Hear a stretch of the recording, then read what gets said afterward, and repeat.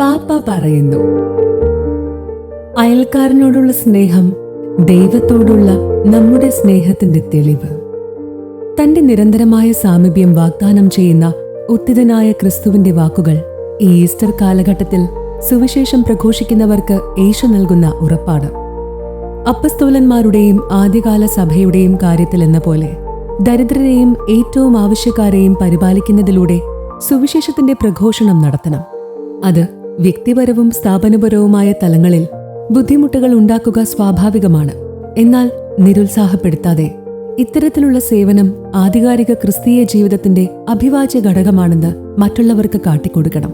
ഇന്നത്തെ കാലഘട്ടത്തിൽ ജീവകാരുണ്യ പ്രവൃത്തികൾ ചെയ്യുമ്പോൾ പ്രകടമാകുന്ന വിവിധ വെല്ലുവിളികളിൽ നിന്ന് ഈ സംഘടനകളും മുക്തമല്ല. എന്നാൽ അത്തരം പ്രതിബന്ധങ്ങളെ നാം അഭിമുഖീകരിക്കുമ്പോഴാണ് ഞാൻ എപ്പോഴും നിങ്ങളോട് കൂടെയുണ്ട് എന്ന യേശുവിന്റെ ശബ്ദം കേൾക്കാൻ നാം പഠിക്കേണ്ടത്. നിരാശയുടെയും സംശയത്തിന്റെയും നിമിഷങ്ങളിൽ ഇന്നും യേശു നമ്മുടെ ചാരത്തേക്ക് കടന്നു വരുന്നുണ്ട്.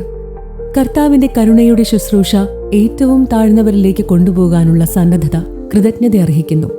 അപ്രകാരം മനുഷ്യത്വരഹിതമായ സാഹചര്യങ്ങൾക്ക് പരിഹാരം കണ്ടെത്താനും വ്യക്തികളുടെയും കുടുംബങ്ങളുടെയും കഷ്ടപ്പാടുകൾ ലഘൂകരിക്കാനും കഷ്ടപ്പാടുകളും കലഹങ്ങളും ഒഴിവാക്കാനും നടത്തുന്ന പരിശ്രമങ്ങളും ശ്ലാഘനീയമാണ്.